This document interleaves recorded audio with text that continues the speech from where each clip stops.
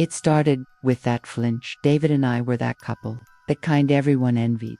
We finished each other's sentences, knew each other's schedules by heart, and even had synchronized Google calendars. We were perfection, or at least I thought we were. That Tuesday morning, everything I believed came crashing down in a single moment. David was in the shower. Steam fogged the bathroom mirror. His phone buzzed on the nightstand. At first, I ignored it except it wasn't just a text. The alert blinked. Flight confirmation, Mia to NYC. My chest tightened. David didn't have a New York trip planned. Not even a work thing. I reached for the phone, fingers hovering, thinking maybe he forgot to tell me. That's when he came out of the bathroom.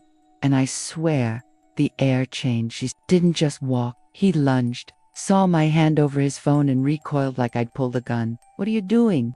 His voice, sharp and cold, made me stumble backward. Not playful, not worried, cold. "I just saw a flight notification." I stammered, "Thought maybe you forgot to tell me." He blinked, mask sliding back on, smile, warmth returning, but it didn't fit. Not anymore. "Oh, that surprise for the anniversary. Don't ruin it, Elle." He walked past, casual, my stomach twisted. Something was off that night. I didn't sleep, not a wink. I stayed awake, listening to his slow, steady breathing, waiting until sleep claimed him. I knew the truth wasn't in the open. Not yet. His phone had a new passcode. He was careful, too careful. But the laptop bag downstairs, that was less guarded. I found the receipt first. A bracelet, Cartier. My pulse raced. Maybe a gift. But no, the date was 3 months ago. My birthday? Over. Christmas. Over. And I had never seen it. Then, tucked in the side pocket, a second phone, a burner, not locked, not protected, and inside, hell, her name, Jessica. Not a fling, not a secret. Crushy was a fixture. Texts between them sprawled across the screen like a roadmap to my destruction. They weren't just having an affair, they were planning my public humiliation. "She's so boring," Baby Davi typed. "Just wait until the gala. Once the deal closes, I can file. Just need to keep up appearances." I froze, a punch in the gut. And Jessica's reply, cold, precise, almost gleeful. "Why wait? If she finds out at the party, she'll be too humiliated to fight. Make a scene. Make her look crazy. Then we win." My kitchen became a tomb. Cold marble beneath me. Heart pounding, breaths rugged. 10 years of trust, 10 years of love, now reduced to messages plotting my downfall. I wanted to scream, to wake him, to rip the truth out of him with my bare hands, but I didn't. I sat there, alone, small, stupid, until the gala date hit. Meet 2 weeks away. If I confronted him now, he'd spin it, hide assets, gaslight me into silence. I needed help, not just a lawyer, an army. And then it hit me, my family. I had pushed them away to keep peace with him. I had distanced myself, believing his lies about them being too intense. But now, desperation clawed at me. If anyone could help me survive the next 2 weeks, if anyone could turn this betrayal into justice, it would be them. I knew what I had to do. But even as I made the call, my stomach sank with dread. Because calling them meant war. David thought he was controlling the battlefield. But he had no idea. Not yet. And that's when I realized something terrifying. By the time the gala arrived, nothing and no one would ever be the same. The next 3 days were a masterclass in deception. I became a professional actress in my own life, smiling at David when he kissed me goodbye, discussing seating charts like a doting wife, pretending I hadn't found the second phone, the texts, the plan to humiliate me. Every "I love you" from him landed like a slap in the face. But Friday, that's when the real twist hit. I was at the venue, checking the final menu. The room smelled of fresh flowers and ambition, crystal chandeliers casting soft gold light over empty tables. My personal phone rang. Unknown number. Normally, I'd ignore it, let it go to voicemail. But something told me, answer it. "Hello. Hi, Alina." The voice was smooth, confidence, terrifyingly familiar, even though we'd never met. The voice of a woman who already thought she'd won. "Who is this?" I asked, trying to steady my trembling hands. "It's Jessica. We need to talk." I froze. Her audacity.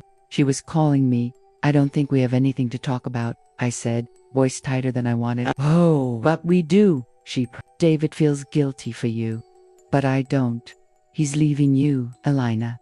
Been leaving you for a year. My knuckles turned white on the table edge. If he wanted to leave, he'd tell me himself. I whispered. He will, she said, voice dripping venom. At the gala, he promised me, but I'm being generous. Cancel the party. Save yourself the embarrassment, because I'm coming, and I'm not coming to sit in the back. Plit. The line went dead. I stood in the middle of the empty ballroom, silence ringing in my ears. Her words weren't just a threat, they were an invitation. She wanted me to cancel, to run, to let her write the narrative that I gave up, that I failed.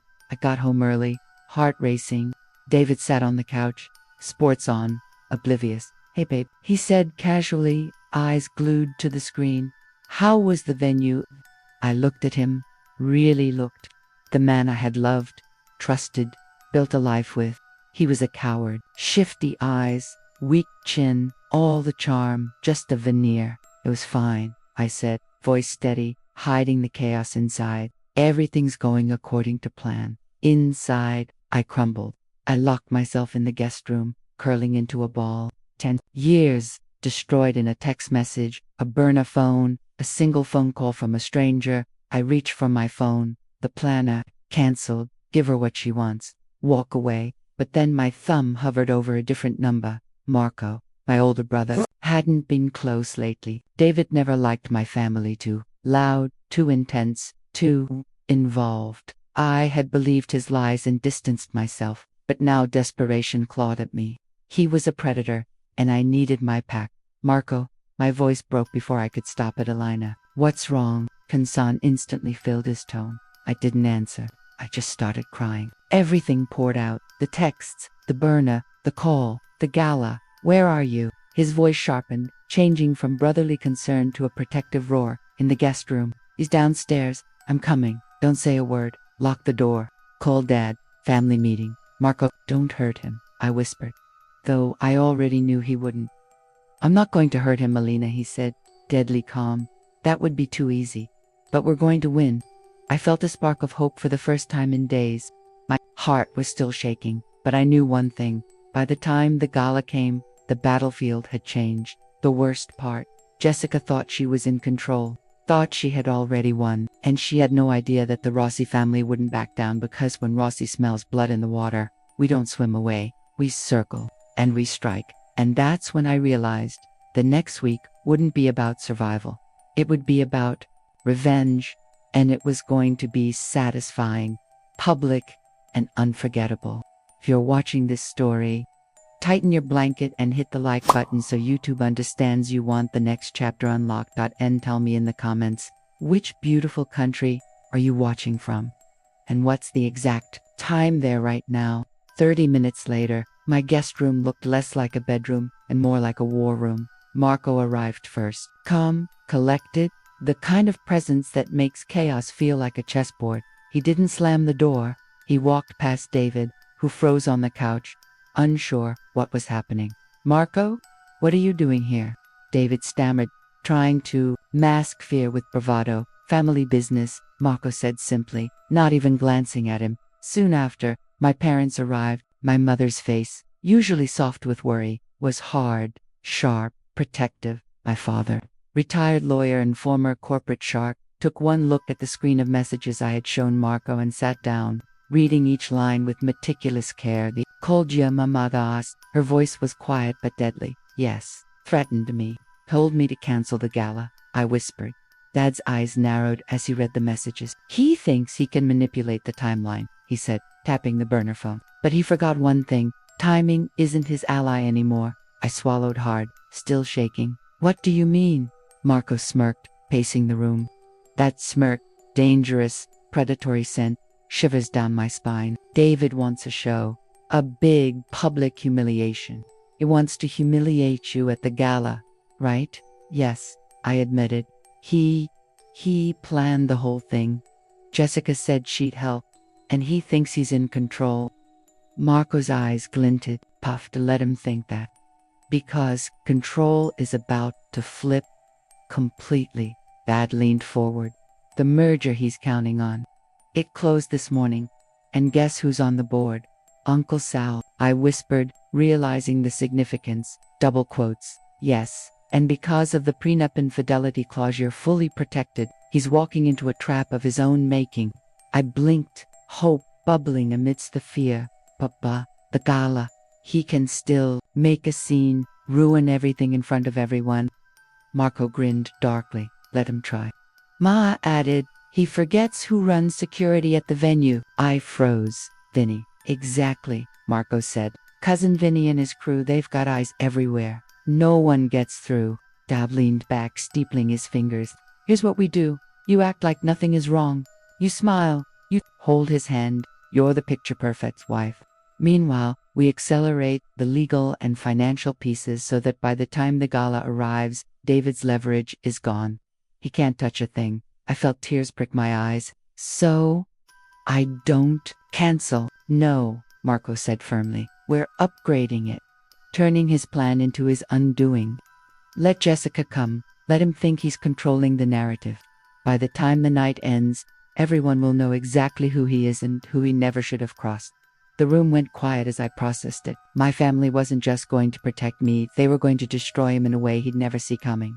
For the next week, I became a master of performance, holding his hand, arranging table settings, texting him sweet messages while knowing every word he sent Jessica.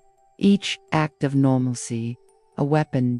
And every time panic threatened, Marco's texts reminded me, hold the line. The morning of the gala arrived. I dressed in a gown that turned heads, but wasn't flashy Logan's. Confidence, power. David, jittery and pale, couldn't stop checking his phone. You okay, honey? I asked, adjusting his booty, hiding a sly smile. Yeah, just... Big night. Nervous about the speech. He lied. Don't worry, I said, voice steady. It's going to be a night no one will ever forget. Little did he know, I wasn't lying. The storm was coming. And it wasn't for me. It was for him. The gala was a masterpiece. 200 guests, flowing champagne, gold and white everywhere. Everyone expected a celebration of 10 years of love. Little did they know, the night would be remembered for a very different reason. I stood beside David, greeting guests, smiling. Inside, my stomach was steel. Every buzz of his phone against my hip made my pulse spike. Buzz, buzz, buzz. He was sweating.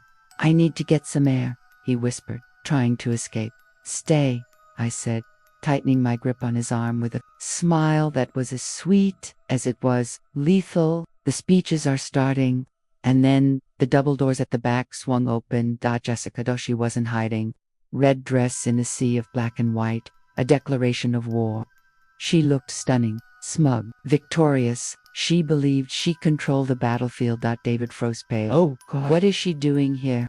I tilted my head, innocence dripping. Who is that, darling? I have to handle this, he stammered, trying to pull away. No, Marco's voice rang from behind us. My brother stepped up, flanked by cousins. Security discreet, strong, unavoidable. You stay right here, David. The toasts are starting. Jessica began her confident walk toward the stage. Every step screamed triumph, her victory lap in the making. But she didn't get far. My father stepped to the microphone. Silence fell like a guillotine. Welcome, everyone, he began, voice booming. Tonight we celebrate 10 years. But tonight we will also celebrate the truth. David's jaw dropped. Alina. What? Behind him? The giant screen flickered. Everyone expected a montage of our love photos, memories, music. Instead, a video started. Grainy footage from a security camera. David in a jewelry store, buying the bracelet. Then, the audio. Crystal clear. She's so boring, baby. Just wait until the gala. Once the business deal closes next month, I can file. Gasps rippled through the room. Guests froze.